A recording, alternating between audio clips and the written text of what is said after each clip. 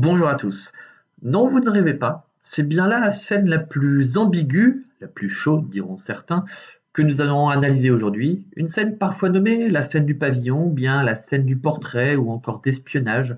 Une scène, quoi qu'il en soit, qui est le moment, on va dire, le plus sensuel de tout le roman. You better get the best for me. Ooh, I look swell in sables. Enfin, quand je dis sensuel, on ne s'excite pas trop, hein, on est au XVIIe siècle, ne vous attendez pas à voir des choses qu'on regarde aujourd'hui sur des sites spécialisés, surtout en plein classicisme. Et assez dommage, assez dommage.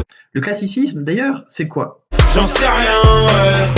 Mais si, vous savez, le classicisme, comme je l'explique sur mes autres vidéos parlant d'autres passages de la princesse de Clèves, c'est un mouvement artistique montrant la clarté, l'ordre, l'épure, dans un monde intelligible et régi par Dieu. Ses représentants, nous retrouverons Mozart en musique, ou alors le peintre Raphaël en peinture.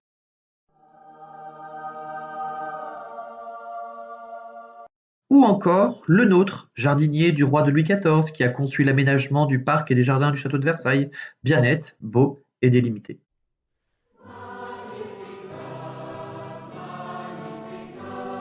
En littérature, vous aurez des écrivains comme La Fontaine, Racine, Corneille, Molière et Madame de Lafayette, donc. Je suis impressionnée.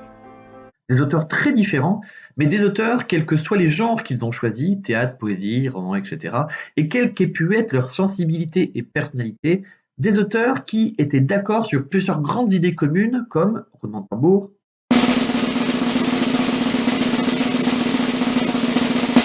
laisser une grande importance à la morale et à la raison. Car oui, parfois, nos amours, nos passions et nos illusions peuvent être de très mauvaises conseillères. Retrouvez aussi une pureté de forme dans le style, ou en tous les cas une certaine clarté.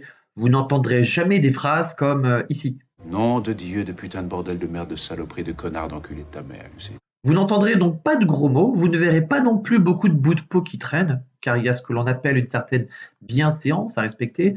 Vous ne verrez pas tout cela, non, mais ça n'empêche pas de jouer sur certains sous-entendus, notamment érotiques. Ah oui, ça m'intéresse. Tout l'enjeu littéraire de ce texte, toute sa beauté aussi, résidera ainsi dans cette tension permanente entre rigueur due au classicisme et sensualité débordante très mal vue par les gens de l'époque. Un équilibre fragile, subtil même, mais largement tenu par le génie de Madame de Lafayette, ça, c'est certain. Et au nom de cette subtilité, je n'appesantirai donc pas plus que ça sur cet aspect de l'extrait. Je vous l'évoquais car il aurait été idiot de ne pas vous en parler puisqu'il est là. Mais vu que ma chaîne vise des propos éducatifs destinés à un large public pour préparer des épreuves, tout ce qu'il y a de plus scolaire et solennel, je préfère vous laisser voir et deviner par vous-même tout ce que ce texte dégage de tension sexuelle. Oui, je sais, dans un texte du XVIIe siècle, ça surprend, mais c'est comme ça. Bref, avec une si belle entrée en matière, vous devez très certainement vous dire, oui, bon, d'accord, mais je fais quoi, moi, comme introduction, avec un texte pareil? Bonne question, merci de l'avoir posée. Mais si, vous savez, pour n'importe quel texte, une bonne introduction d'une explicationnaire, c'est 1. Une accroche, un extrait issu du texte que vous jugez pertinent et emblématique. 2. Une contextualisation. À quel moment de l'histoire cet extrait a-t-il eu lieu dans le livre? Quand est-ce qu'il a été publié? Appartient-il à un mouvement littéraire? 3. Enfin, le découpage, comme les grands axes du texte regroupés autour de plusieurs lignes et d'une idée commune. Est-ce que c'est OK? Est-ce que c'est compris? Oui? J'ai bien compris, là, j'ai bien compris. Alors c'est parti pour une introduction type d'une explication linéaire, en l'occurrence ici la scène dite du portrait ou du pavillon. Pour expliciter mon propos, je vous mettrai un petit bandeau visuel intercalé entre chaque étape à suivre. Est-ce que vous êtes prêts? Et je suis prêt, je suis prêt, je suis prêt. Il vit qu'elle était seule, mais il la vit d'une si admirable beauté qu'à peine fut-il maître du transport que lui donna cette vue. Étrange transport de ce duc de Nemours qui, tout en admirant la beauté de l'héroïne, n'en accomplit pas moins un acte équivoque en observant à son insu celle-là même qu'il prétend aimer. Le passage que nous étudierons se situe vers la fin du livre et annonce le dénouement. En observant la dérobée et la princesse de Clèves, et en réalisant surtout qu'il occupe toutes ses pensées, l'extrait montre pour la première fois la réciprocité des sentiments animant les deux personnages. Mais cette réciprocité, loin de montrer une résolution heureuse, porte une ambiguïté lourde de sens. Malgré le plaisir de comprendre que son amour est partagé, Nemours a recours à un subterfuge pour le moins étrange, en regardant, sans qu'elle le sache, l'intimité de la princesse. D'abord publié anonymement en 1678, en pleine période classique, l'action du roman La princesse de Clèves, écrit par Madame de Lafayette, se situe à la cour des Valois, je cite, dans les dernières années du règne de Henri II, avec sa cour, ses manigances et ses intrigues amoureuses, dont celle, précisément, du duc et de la princesse. Cette dernière, mariée à un homme qu'elle n'aime pas, est en train de contempler, dans l'extrait qui nous intéresse, le portrait de celui qu'elle aime, alors même que celui-ci est précisément aussi en train de l'observer. Ce passage très célèbre, régulièrement nommé la scène du pavillon, évoque ainsi un parallélisme entre les deux personnages. Elle, admirant un portrait de Nemours, et lui, en train d'admirer ce portrait de lui-même qu'elle admire. Et c'est bien là un des nombreux intérêts de ce passage, où le jeu et l'intensité dans les regards cohabitent avec la rigueur de la morale et les excès d'une passion déjà bien consommée. Une passion qui, d'ailleurs, éclose sous nos yeux de lecteurs tout au long du livre, et qui tentera par tous les moyens, en vain, de se cacher, réprimer et canaliser. Pour une meilleure lisibilité, nous pourrons découper le texte en 4 axes. Le premier allant de « Les palissades étaient fort hautes » à « Où était Madame de Clèves ?» Le deuxième allant de « Il vit beaucoup de lumière » jusqu'à « Ses cheveux confusément rattachés ». Le troisième ira pour sa part de « Elle était sur un lit de repos » jusqu'à « Une rêverie que la passion seule peut donner ». Le quatrième et dernier axe, enfin, suivra le dernier paragraphe allant de « On ne peut exprimer » jusqu'à « Par nul autre, amant ».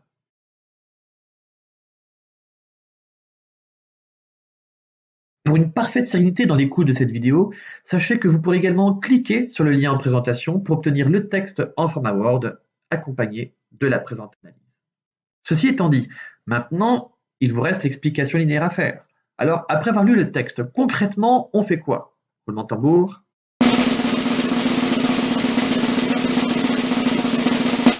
Eh bien, on applique la méthode, tout simplement. La méthode, c'est quoi? C'est à chaque phrase ou chaque ligne, je trouve une impression ressentie, un procédé, un champ lexical, un registre, une figure de style, etc., un exemple issu du texte et une argumentation, à savoir un raisonnement un peu construit, nourri de vos avis et impressions personnelles.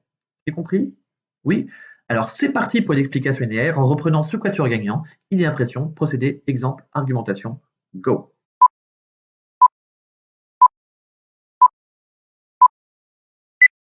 Dès les premières lignes, l'impression qui semble se dégager du texte est l'attitude courageuse et chevaleresque que semble avoir le duc en tentant de franchir l'enclos qui le sépare de sa belle.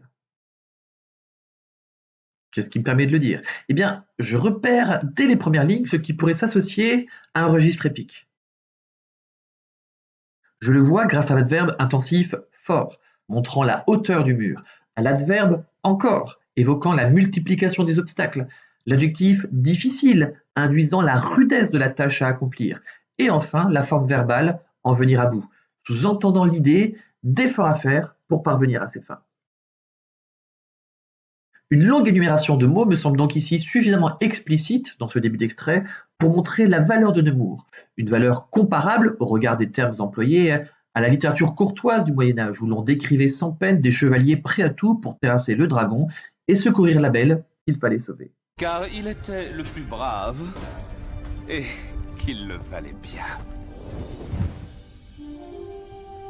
De tout le royaume, il était le seul dont le baiser avait pouvoir de conjurer le sort. Ce parallélisme avec ce type de littérature, à laquelle étaient familiers les lecteurs de Madame de Lafayette, place ainsi le personnage masculin à la hauteur d'un grand et bel héros valeureux, sans doute pour mieux nous interroger sur le statut que sera le sien dans les lignes qui suivent. Un statut d'autant plus trouble qu'il ne s'agit nullement ici de sauver qui ou quoi que ce soit. Est-ce que ce premier grand axe a bien été clair? Oui? Pour les prochains axes, je vous laisserai cette fois voir par vous-même les différentes étapes du quatuor, impression, procédé, exemple, argumentation. À force d'entraînement, elles vous apparaîtront tellement facilement qu'elles finiront par devenir des évidences. Alors on y retourne, deuxième axe, go!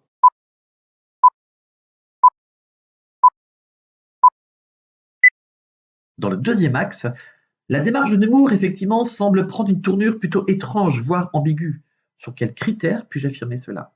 Le champ lexical de la vue paraît insister sur la dimension voyeuriste de son action. Je le vois dans les termes Il vit beaucoup de lumière pour voir ce que faisait Madame de Clèves. Il vit qu'elle était seule, mais il la vit d'une si admirable beauté que lui donna cette vue. Et cette action paraît d'autant plus interdite que l'érotisation du passage paraît explicitée avec notamment les termes suivants. Il faisait chaud, elle n'avait rien sur sa tête et sur sa gorge, elle n'avait que ses cheveux confusément rattachés. Tous ces termes donnent un aspect un peu sulfureux à ce qui est en train de se passer. On n'en comprendra que mieux le côté dépassé du héros, avec précisément un autre champ lexical, celui de la fébrilité, visible dans les termes suivants, avec un trouble et une émotion qui les aident à se représenter, qu'à peine fut-il maître du transport. Pourquoi de tels effets? Mon hypothèse est la suivante. En insistant sur la force de cette intensité amoureuse, avec tout ce qu'elle comprend de peur et de joie, d'angoisse et de plaisir, le narrateur nous transmet l'équilibre subtil, déjà évoqué en introduction, de la passion amoureuse.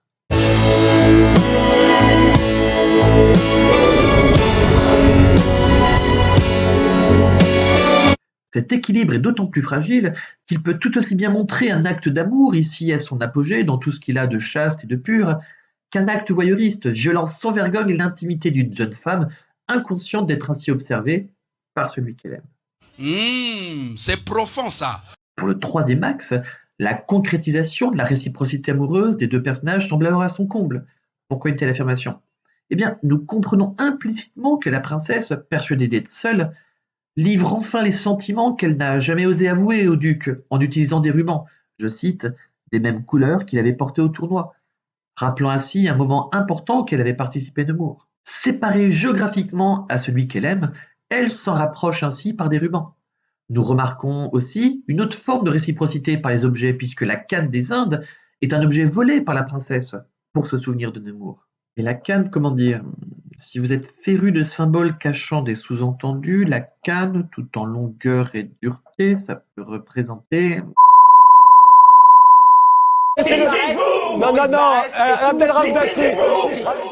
Désolé, je vous avais promis d'arrêter les sous-entendus en dessous de la ceinture, et voilà que j'en remets ça. C'est lourd. Pardon, promis. Sois pas grossier. Ok, j'arrête. Et je reprends le cours de mon idée. 1, 2, 3, partez. Nous remarquons aussi une autre forme de réciprocité par les objets, puisque la canne des Indes est un objet volé par la princesse pour se souvenir de Nemours. Et le portrait fut un tableau qui, lui aussi en son temps, avait été volé par le duc. Impossible donc de ne pas voir là un parallélisme, explicitant ce qui lie les deux personnages. La force de ces sentiments est d'autant plus forte qu'elle est intensifiée, hyperbolisée par des thèmes comme, je vais prendre le temps de regarder, avec une grâce et une douceur, que répandaient sur son visage les sentiments qu'elle avait sur le cœur, avec une attention et une rêverie que la passion seule peut donner.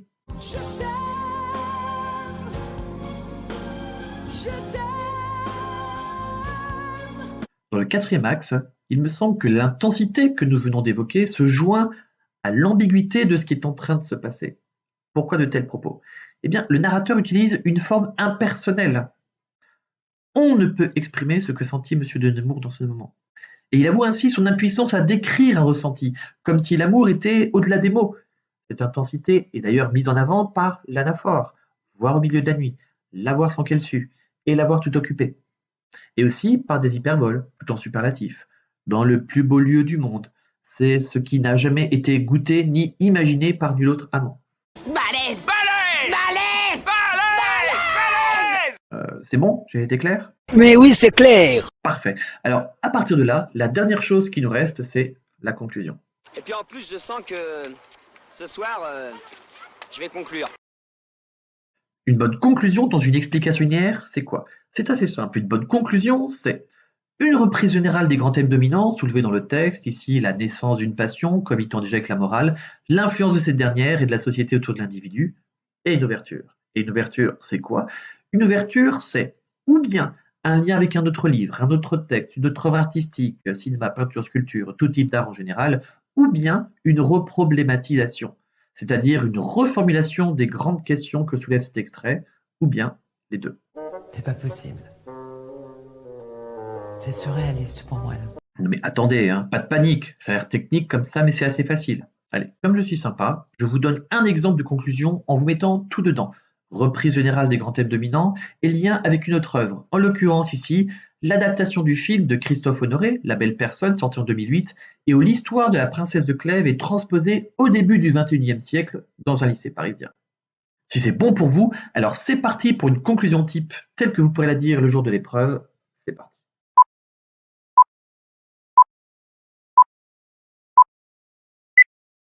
Pour conclure, nous pourrons donc dire que cet extrait est un mélange de thèmes chers au classicisme et à Madame de La Fayette, comme la passion cohabitant avec la raison.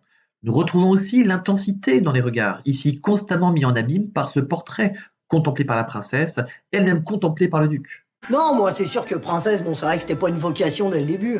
Ces regards, nous l'avons vu, sont aussi régulièrement interrogés dans leur légitimité et leur rapport à la morale, puisque l'intimité de la princesse est bel et bien ici assiégée par le duc de Nemours, dont on ne saurait que trop dire si l'acte voyeuriste qu'il commet est répréhensible, ou bien s'il est prétexte à célébrer une sorte d'amour courtois, simple et pur à la fois.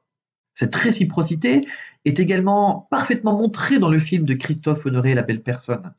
Mais là où le roman de Madame de La Fayette faisait le choix de montrer cette attirance mutuelle en décrivant le duc de Nemours en train d'espionner la princesse chez elle, contemplant son portrait, le film d'Honoré, lui, fait le choix de montrer Junie, le nom de la princesse dans le long-métrage, en train d'avouer à son petit ami qu'elle souhaitait partir loin de lui pour ne pas avoir à devenir éventuellement infidèle un jour. Imaginez que tu puisses ne plus m'aimer est pour moi bien plus abominable que ce que tu appelles les règles que je me suis fixées. Je sais que nous sommes deux personnes. Normales, quoi. Et qu'après tout, nous pourrions être ensemble. Mais pour combien de temps ? D'où la question en creux que l'on pourrait se poser pour faire honneur à ce passage et à tout le livre en général. Si, comme dans le film ou le livre, les personnages de cette histoire sont à ce point étouffés par la peur de se livrer, nous pourrons dès lors nous demander si cette peur est grandiose. En ne disant rien à la personne qu'on aime, cet amour gardé au fond de soi restera jamais pur, sublime, fantasmé par les souvenirs, ou bien si cette peur est juste pathétique car elle empêche une éventuelle belle histoire d'amour de voir pleinement le jour dans le monde réel.